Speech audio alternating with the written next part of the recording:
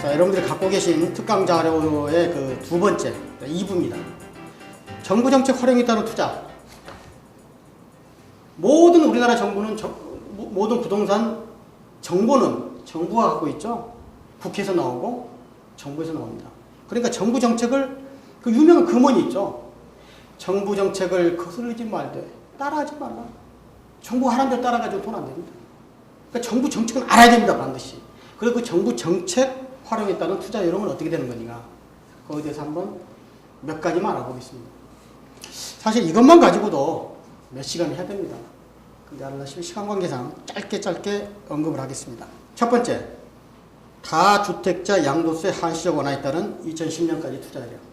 자, 거두절미하고 2010년까지는 다주택자에 한해서 양도세를 일반과세하겠다 그런 얘기입니다. 언제부터요? 2005년 3월 16일부터. 올 3월 16일부터 내년 말까지. 딱 그렇게 정해졌어요. 그 전에도 안 되고 그 후도 안 됩니다. 자, 그럼 한 가지, 좀 몇 가지만 빨리빨리 살펴요. 1주택, 1가구 3주택 이상 비업무용 부동산. 그러니까 그거는 세금을 전혀 양도세를 비과세하는 게 아니고 기본세율을 하겠다. 6에서 35%. 백채도 마찬가지예요. 50개도 마찬가지예요. 거래를 좀 활성화시키겠다. 좀 그렇게 얘기한 겁니다. 거기에 적용 제외는 뭐든가 강남, 서초, 송파는 적용을 안 합니다. 그 대신 거기 강남, 서초, 송파도 대단히 한 게 아니라 기본세율을 적용하되 가산세 10% 하겠다. 6%면 10%, 16% 하고, 그렇죠? 35%일 때는 45%까지 하고, 그러니까 거기다 플러스 10%만 적용을 하겠다. 투기적이기 때문에. 뭐 장기 보유 특별 공개는 안 하고. 자, 여기서 주의사항이 있는데, 어떤 경우가 되더라도 주택이 만약에 세 채 이상일 경우에는 2년이 지나야 돼요. 어떻게? 보유기간이 2년 꼭 알아셔야 됩니다. 2년 안 지나면 1년 이하일 때는 50%, 2년 이하일 때는 40%의 중과세를 물어야 돼요. 여러분들이 40%, 30% 의미를 알고 계시나요? 6부터 35%가 누진과세입니다. 자, 이것 가지고 설명을 해야 되는데, 누진과세라는 거는 단계적으로 굉장히 세금이 싸져요. 자, 예를 들면 이런 거죠. 양도세가 3천이다. 양도 차익이. 요거는 차익이 3천만 원이다. 그러면은 첫째, 1,200만 원까지는 6%를 계산한다는 얘기입니다. 그럼 이게 720만 원이죠? 계산 얼른 해보면. 그럼 1,200 빼면 얼마입니까? 여기 보면은 4,600만 원 이하는 16%라는 얘기예요. 그럼 1,200 빼면은 1,800 남았죠? 이 1,800만 원에 한해서만 16%라는 거예요. 계산해보세요. 그럼 1,200 플러스 이것만 하면 됩니다. 합이 16% 곱하기 3,000이라는 얘기 아니에요. 그러니까 누진이라는 얘기는 훨씬 싸져요. 근데 이걸 가지고 전체적으로 2년 이하 보유할 때 40%다. 이렇게 하면 얼마입니까? 합해서 3, 4, 12. 3천만 원밖에 양도 차익이 없는데 1,200만 원을 내라는 얘기입니다. 큰 차이가 있죠. 요 계산을 해봤으면 좋겠는데 지금 안 되니까. 어쨌든 1,200만 원이 안 되는 거죠. 훨씬. 그러니까 여러분들이 단일세율하고 누진세율하고는 큰 차이가 있다. 기본세율이 누진세율이라. 똑같은 말이에요. 일반과세가 누진세율. 중과세라는 것은 한마디로 40%냐 50%냐 60%냐 이렇게 딱딱 때리는 거. 이걸 중과세라고 해요. 그래서 내년까지는 중과세는 하지 않겠다. 어떤 경우가 되든 강남이든 어디든 간에 중과세는 안 하겠다는 거예요. 강남은 어떻게 해요? 10% 가산세만 불리겠다. 중요한 거예요. 2년에 넘어가라. 딱딱 잘라서 얘기합니다. 또 두 번째 꼭 알아둘 게 한 가지가 있어요. 근데 향후에 투기지역으로 2010년 이후에 투기지역으로 지정되면은 안 됩니다. 투기지역 지정되면 아까 강남에 했던 듯이 10%가 가산세가 부과되는 거예요. 이건 정부가 투기지역 지정되면요 10% 가산세가 부과된다 이거예요. 가산세. 어디다 대고? 일반세에 대. 그러니까 만약에 정부가 지금처럼 아파트가 계속 올리면은 투기지역으로 지정해버리죠. 그러면은 다주택자 양도세를 중과했던 것이 중과는 뭐 안 하지만 10% 가산세를 물게 된다는 얘기예요. 그러나 투기지역 재지정을 하려고 그러면 굉장히 어렵습니다. 국가 경제가 얼어붙기 때문에. 그런다 해도 10% 가산세밖에 안 붙는 겁니다. 40%, 50% 중과세가 아닙니다. 2011년 이후에는 중과세입니다. 어떻게 돼요? 50%, 60%. 3주택 이하는 할 때는 60%. 2주택은 50%. 여기 세법 강의하는 게 아니기 때문에. 그래, 여러분들 꼭 알아둬야 되는 거. 정부가 칼자루는 쥐고 있다는 거. 투기적 지정할 수 있어요. 그러나 우리는 그런 거는 알고만 있고. 그러나 또 공이 9억 이하에만 해당되죠? 어떤 경우든 1주택이든 간에 2주택이든 간에 9억 이상은 무조건 양도세를 내야 됩니다. 그렇죠? 비과세 요건이 9억까지입니다. 여러분들이 그런 거는 유념해 하시길 바라고. 자, 그래서 이거 다주택자 양도세 완화라는 거는 여러분들 투자 요령은 2010년도까지는 사거나 팔 때 어떤 매체를 하도 상관없으나 일반과세야 된다. 일반세를 적용한다. 누진세 적용한다는 얘기예요. 그래서 여러분들이 머리에 둬야 될 거는 꼭 한 가지입니다. 2년은 넘어야 된다는 거. 그냥 여러분들 철저하게 그걸 알고 기본세가 된다는 거. 그리고 거기에 이제 나왔지만 변동되는 양도세 일반세율 1200만 원, 4600만 원, 8800 이 세 가지를 알아야 되고 6%에서 35% 2010년은 6% 33%까지 2% 다운시킨다는 거고 거기 보고 그 다음에 그 다주택자 양도소득세 변화 그렇죠? 2011년 이후에는 2주택자는 몇 프로예요? 50% 중과라고 3주택자는 60% 중과한다는 거예요. 언제부터는요? 세법을 많이 할 필요는 없는데 꼭 핵심은 알아야 돼요. 2011년부터는 2주택, 3주택 중과를 해버려요. 중과. 지금까지는 다 일반세율을 하니까 2010년도까지는 100채든 1000채든. 근데 2010년 2주택은 몇 프로 해버려? 50%. 3주택도 이제 몇 프로요? 60%. 이렇게 환원이 돼요. 양도세가 3천만 원이 남았다 그러면 얼마요? 1,500만 원을 내야 돼요. 그대로. 이거는 60%, 1,800만 원을 뱉어내야 된다는 얘기예요. 큰 차이가 있죠. 이거하고는. 이거는 720만 원하고 계산 좀 해봤으면 좋겠는데 얼마게? 2% 잡고 2판에 16, 36, 360. 1,000만 원도 안 되잖아요. 1,000만 원 안팎이잖아요. 합해봐야. 이거는 3천만 원일 때는 1,000만 원 안팎인데 1,500, 1,800 넘어가잖아요. 그러니까 일반세율이 누진과세하고는 단일세율하고 중과세하고는 세법에 큰 차이가 있어요. 양도세에 대해서는 제가 확실히 끼고 있는 게 뭐냐. 양도세를 모르고 부동산을 투자나 그 다음에 상담을 할 수가 없어요. 반드시 알아야 되는 거죠.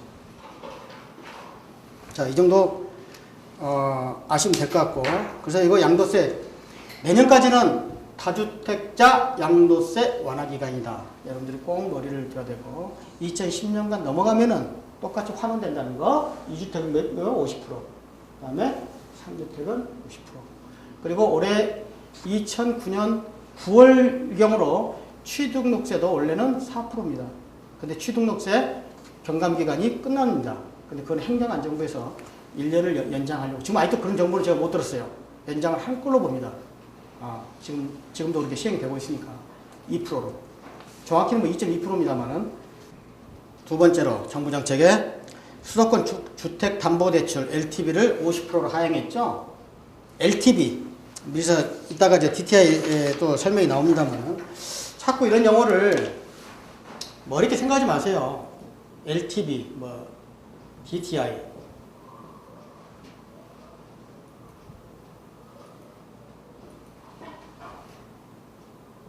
조금만 보시면 되고. 그렇죠? Debt.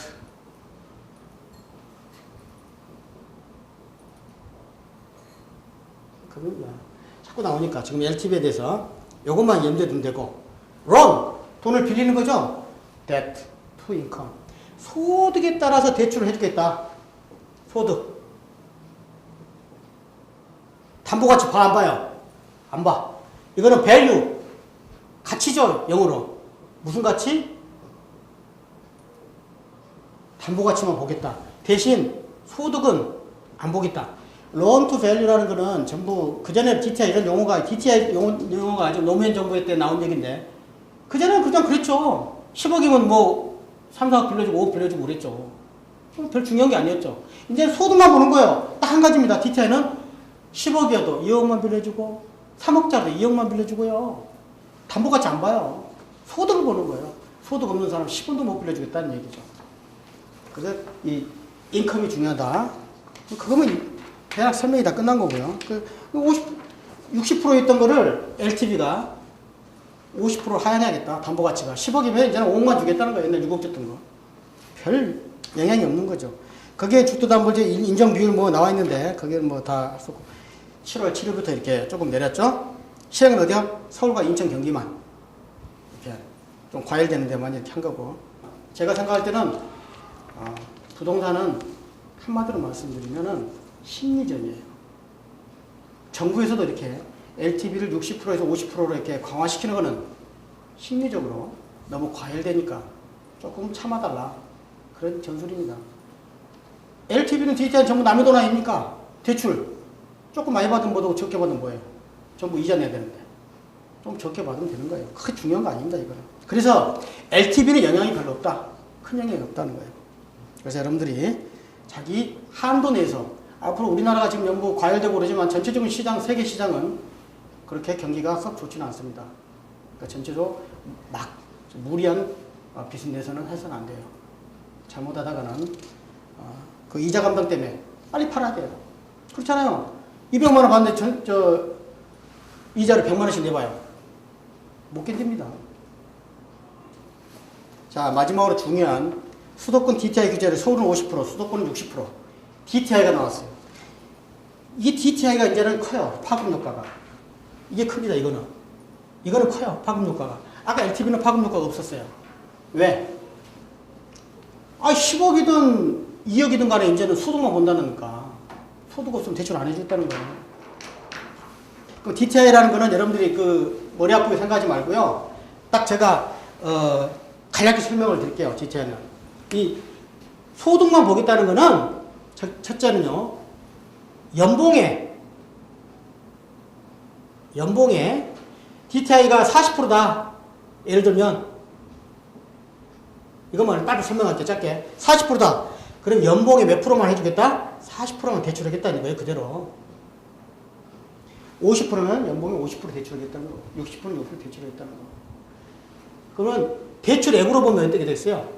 대출액으로 보면. 요거는 풀 켜지고 40%만 대출하고.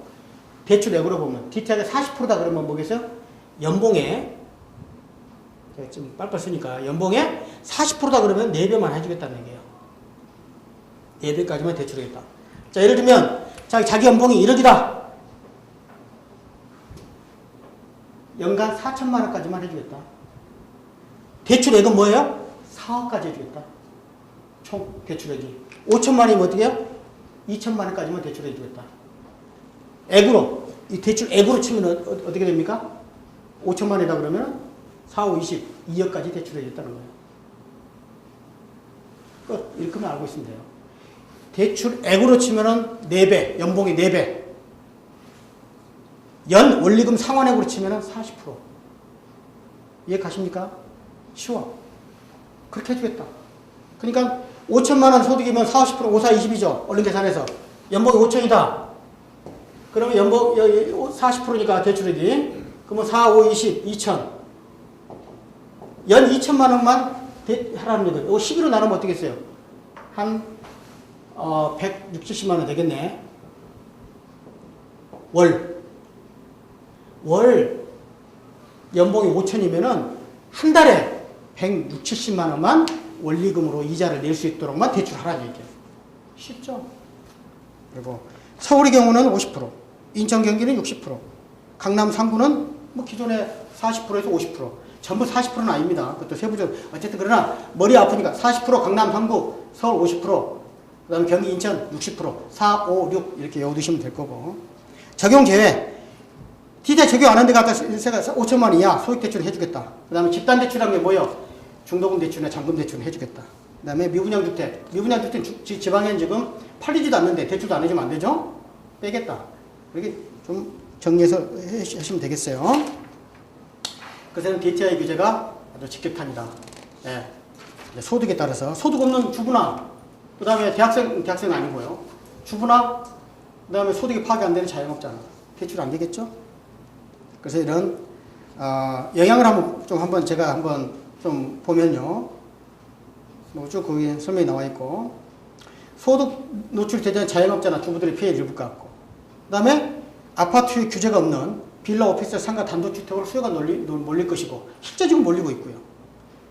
집단 대출이 자유로우니까 분양권 시장으로 지금 수요가 몰리고 있고, 그 다음에 뭐 제2금융권이 좀 쏠리고 있으니까 그쪽에 돈이 많이 벌고 있고, 왜? 제1금융권만 지금 디지털 규제를 받고 있거든요. 그리고 이러니까 살 수가 없죠? 매수세가 수그러드니까. 지금 살 수가 없잖아요. 전세가만 앙등할 것이다. 그 전세가 갈수록 서민만 나빠지는 거예요. 안 좋아지는 거예요. 생각해보세요. 디지털 규제 돈 있는 사람들은 대출 안 받습니다. 전부 이게 서민들을 대출 못 받게 하는 거죠. 자, 그 다음에 이보다 이제 거의 몇 가지 또 있습니다만 다 설명 못하고, 만약에 DTI 규제를 해도 집값이 안 잡힐 때 어떻게 하겠냐. 지금 2, 3년 이내에는 집값이 상승하리라는 게 국민 전부가 알고 있어요. 대부분이 많이 알고 있어요. 왜? 공급이 부족하다는 걸 알기 때문에. 뉴타운 지역에 지금 집을 다 헐었거든요. 멸시주택이 많고 1인 가구 주택이 많고 결혼도 많이 하고 세대수는 가끔 늘어나잖아요. 근데 주택이 없어요. 더구나 핵심 지역은 더욱 없습니다. 그러다 보니까 집값이 오르게 됐어요. 2, 3년 후에는 모르겠어요. 또 공급이 더 많이 된다고 하니까. 그런데도 과열이 됐을 때 정부 예상 대책. 첫째, 금리 인상하겠죠. 금리 인상하면 어떻게 됩니까? 지금 5%, 6%대를 급격히 인상 못할지 어쩔지 모르지만 7%대 올라가면은 대출받기 힘들어지죠. 매수세가 줄어들 겁니다. 지금 1금융권에 DTI를 적용하고 있는데 2금융권 확대 적용해 보세요. 수그러들죠?